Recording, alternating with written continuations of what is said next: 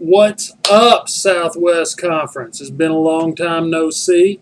I've been lazy. I'm not even going to make excuses. I have not been making a video over basically the last 2 weeks, just out of sheer lethargy. No other reason. That's just it.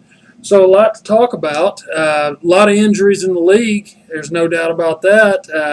And if it's a player on my team, then they're injured. I imagine Drew Brees, he'll probably, develop a wart on his throwing hand or something and miss 8 to 10 weeks. So why not? Why not? I just really like being 0-2, if y'all can't tell. So that's freaking great. But anyway, a lot of parity in this league, a lot of 1-1 teams. So, we've got a lot of competition going on there. I think the teams are all pretty well rounded, apparently, except for mine and John's. The only two 0-2 teams in the league, so that's freaking marvelous. So I'm right down there with McAvoy's Mules, a team that most of us probably expected wasn't going to win a game this year. Sorry, John, but I'm hoping to at least have one win, and it'll be against you, I'm sure.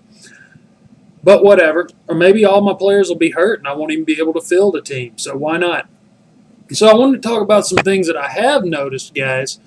But first, I want to jump on something not sports related. So I get this thing in the mail today. It's in my tech mail, so it came at work, and it's like a card advertising Lyle Lovett coming to Texas Tech. Well, who would care, right? They want to charge people $18. $18. Now, correct me if I'm wrong. Lyle Lovett's like some kind of singer or some shit, right? And from what I understand, probably not a very good one. But this isn't him doing a concert. No, it's a talk with Lyle Lovett. And so basically, you pay $18 to hear a singer just chit-chat, I guess. Now, what is he going to talk about? I don't know. If I had $18 to burn, which I do, I just don't have $18 that I want to burn, I would like to go over there and heckle Lyle Lovett. Does anybody even know what his hits are? Does he even have any hits? If you can give me one, that would be great, so I can be like, play freaking whatever, Freebird. Maybe I should just go in there and scream, play Freebird, asshole. I didn't come here to hear you talk, I came here to hear you sing. Just see how long it takes me to get thrown out. So I just thought that was stupid that they're sending this out. Like, who books this crap? Like, who books Lyle Lovett anyway? And who books him just to come and hang out? So somebody at Texas Tech thought that was a great idea. I won't be in attendance anyway, so forget that. So we played Arizona State. That did not go as well as I would like it to, but it went better than I expected it to, because I pretty much assumed, and y'all have seen in some of my other videos, I've talked about we would be doing good to beat Eastern Washington and Kansas. We won, so a win's a win, but I don't understand this talk about the defense looking better. They looked really, really good in the first quarter, and that's been the history. They've looked pretty good in the first quarter of games before. You got to be able to finish those games, man. You cannot go 15 minutes. You need an extra 45 on there. Mike Thomas looked pretty good. He had some big plays. He busted through the line pretty well. But Arizona State is not really known for their offensive line prowess right now, and they're certainly not known for their defense either these days. So, when you let a team hang 45 points on you, and I'll be honest, when it was 45-45 in the fourth quarter, I was really thinking to myself, we are absolutely going to lose this game. And I do believe probably everybody else in the stadium felt the same way. Somehow, some way, we came up with a win by the grace of God or something. I don't know what happened, but we were able to pull that out and win it. I don't know if Arizona State lost it or if we won it or it was a little bit of both, but I was at the game, didn't look good. By the way, I almost wound up getting in a fight with an Arizona State fan, so I might have been doing this video from the clink. Big mouth. And y'all know me, I get pretty animated at the games, but for the most part, I keep to myself, and I leave people alone. I don't go fooling with people or singling people out. But from Jump Street, this son of a bitch took it upon himself to turn around and try to start stuff with me after every play. You can ask Drew Jar. He was there. He'll vouch for it. And after about the third time he turned around and said something to me, I told him, I said, dude, I came here to watch a football game, not to watch you. You better keep to yourself. If you know what's good for you, you keep to yourself, man. And he goes, well, I just came here to have a good time. I said, then leave me out of it. And he got the message in a hurry, and he shut his mouth. He didn't say anything else to me the rest of the game, and he scurried off even before halftime. So I don't know if he just wanted to go get drunker or if he was like, man, I really don't need to fool with this guy because I don't know this dude, and he might put me in a coma. And he's right. But be that as it may, the game, I don't feel confident about Houston. I certainly don't feel confident about Oklahoma State after what I saw. So we're back to some of the crappy Cliff decisions. 4th and 1, he calls a jet sweep. What are you doing, Cliff? I mean, my God, man, a jet sweep? Just run it up the gut, man. I mean, Jesus Christ, a jet sweep. Hey, guess what? We didn't convert it. So, I don't. Spoiler alert, right? I think everybody in the building would have known that. And, of course, Justin Stockton could not run north. It's 1 yard, dude. 1 yard. Just one. So enough about that. As you can tell, I'm still very frustrated about the way the season's going. Carolina is shockingly 2-0. We won a game without scoring a touchdown. That's shocking. I don't. In today's NFL, I don't understand how you can win a game without scoring a touchdown. But we're 2-0. So Greg Olsen got hurt. He's probably going to miss about 8 to 10 weeks with a foot injury. So I guess I wasn't the only one that had players that got injured. So that I don't feel quite as bad. I don't know if that's any consolation. But in 1 week, okay, I traded Billy, Alshon Jeffrey for Christian McCaffrey because when David Johnson went down and Rob Kelly sucks and Doug Martin's on suspension, I was like, man, I need running backs like nobody's business. I got to do something. Alshon's kind of my number 1, number 2, guy. I mean, depending on the week. I mean, Jordy's pretty much the number 1 guy. But I'm saying I can move Alshon. I can afford it because I got Jordy. I got Tyreek Hill, Corey Coleman, Rashard Matthews, Golden Tate. I'm good. I can afford it. I need a running back. I'll give up a little more. That's how you make trades in fantasy football, by the way. You got to give up a little more sometimes than what you're getting in return. So Billy, thankfully, graciously accepted the deal. He was a little thin at wide receiver, so he knew he was getting a good player. Guy scored 15-something points for him this week on his bench. But still, he's got a good player. And then Jordy gets hurt. Quad injury. Corey Coleman breaks his hand. This is the same week. And I'm saying to myself, wow, I just traded my guy. Now I'm suddenly very thin at wide receiver, and I just traded a pretty doggone good one for a marginal running back. What do I do here? Just to lose anyway, by the way. I point that out.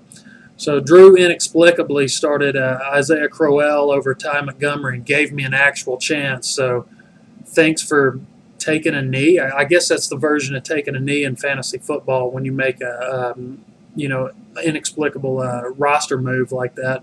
But I appreciated the opportunity to at least try to win. And, of course, Golden Tate, he had 4 catches, no touchdowns. So I didn't even come close. So that was freaking pathetic.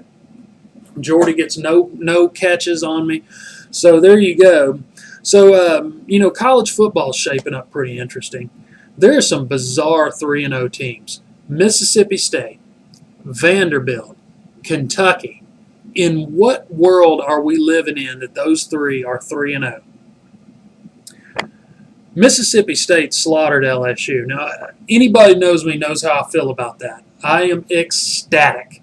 So if you're an LSU fan, I know that you're sad, and I don't mean to rub it in, but damn it, I am ecstatic. If they never win another game, I will be happy. I don't care. Y'all can trot your throat cancer sounding head coach out there. Oh, you got all the way for that out there. Come on, that's a run up the middle now. Y'all can send him on out there. And that's fine. If y'all never win another game, I'm happy. Mississippi State, come on, guys. Granted, they slaughtered Louisiana Tech. I mean, that was just miserable performance by Louisiana Tech, who just nudged Western Kentucky this week. I think 23-22, I think was the final of that game. Before the college season started, we got this guy on staff from Florida Atlantic. Now, what's the significance of Florida Atlantic, you ask? Well, of course, they hired Lane Kiffin. His basically the only people that would hire the guy because he sucks. we're sitting there at our goals banquet, start of the year kind of thing. They bring us out, talk, kind of a rah-rah kind of event. So we got our goals banquet. And this guy starts talking about Florida Atlantic and what a good season they're going to have because we just got a great coach. And I said, who? And he said, Lane Kiffin. And I said, tell me when Lane Kiffin was ever a good coach. Help me understand when he's been a good coach. Well, he couldn't come up with an answer. Well, he starts talking noise about, they're going to beat Louisiana Tech this year. And I said, let me get this straight. A team that's been to 3 straight bowl games, albeit, these are not, good bowls, but still, they've been in 3 straight bowl games, won all 3. Now, Florida Atlantic has 76 career wins in the history of the football team. 76. Louisiana Tech has over 600. We have 2 true national championships and a 3rd disputed national championship as a Division II school. But, Florida Atlantic has none at any level. Not to mention, like I said, the recent success of going to 3 straight bowls and winning all 3 of them. That's got to speak for something. Where's the drop-off here? And he goes on to talk about Lane Kiffin this, Lane Kiffin that. I want to point out, they got slaughtered by Navy, then lost the next week, but they did get a win. Congratulations, FAU. You beat Bethune-Cookman. Bravo! Lane Kiffin got his first win against Bethune-Cookman. That is impressive. It'll probably be the only game they win this year, but they are playing Louisiana Tech in November, and we'll see how that turns out. So go Owls, right? Good for you guys. Y'all beat Florida, beat Bethune-Cookman, a Florida school. So they at least beat an in-state. Is it a rival for them? I don't know. But enough about FAU. That's fantastic. So some things I've observed in the NFL, I thought it's been proven. I think the Saints still have not got better on defense. They're basically the Texas Tech of the NFL. Cannot play defense, solid offense, so score a lot of points, but that's not going to win you games. I mean, you guys might be lucky to go 7-9 again. Baltimore, they might win games without being able to play offense. I mean, they're looking pretty good, and their defense is looking as stout as it ever has, even going back to the early 2000s when they were the defense, man. So kudos to Josh for adding them.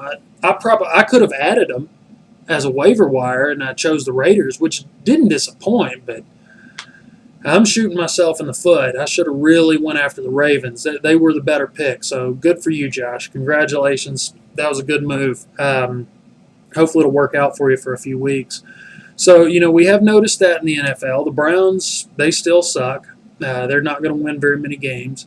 The Houston Texans defense is not as good as advertised. I guess that's no Wade Phillips, so we've definitely seen that. Ezekiel Elliott, what a turd of a performance this week, man. I mean, what are you doing? I mean, I understand that, Jason Garrett called him out on his effort, and rightfully so, I think. The guy seemed lazy in that game. So I guess Ezekiel Elliott, he had his good year, and now he's just going to mail it in, So I felt bad about not being able to draft the guy. I thought he was going to fall to me at 6, and I would have took him. I promise you that. If he'd been there at 6, I would have taken him, but maybe I dodged a bullet. We'll see how the rest of the season pans out. But, guys, I just wanted to check in. Seriously, if you have not sent your money in, please do not make me call a collection agency, because I don't even know how to do that. I know how to call a collection agency, but I don't know how to turn y'all over to them, and I don't know what good it would do. So I know some of you have not got your money in yet. I know at least one guy is planning to make a trip for a game to come into town. If you want to give it to me then, that's cool. But guys, try to get that in, because I don't want to get in a situation where we're pushing towards the end of the season. I'm having to say, come on, dudes, come on. I got to pay whoever wins this thing. It's probably not going to be me.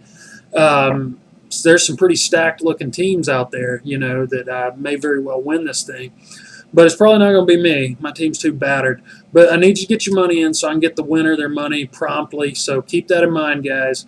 I will see you guys around. I'm going to try to do some videos a little more often than this and quit being so doggone lazy with it. So we'll check in soon, guys. Thanks for watching. Good luck this week. I hope everything works out. We got games starting as soon as Thursday. Some pretty good Friday college games, and so I think Texas Tech's going to be on ABC, or it possibly might get moved to ESPN2. We actually got some top 25 votes. How that happened, I don't know, but we got some top 25 votes this week, so maybe if we beat Houston 52-45, maybe we'll be the 25th team or something like that. I don't know what that equates to at the end of the year, because the bottom line is you got to keep winning. You got to win those bowl games. You got to win the big games, beat the good teams like Oklahoma, Oklahoma State. Certainly got to beat Texas. So we'll see how it plays out, guys. Good luck this week.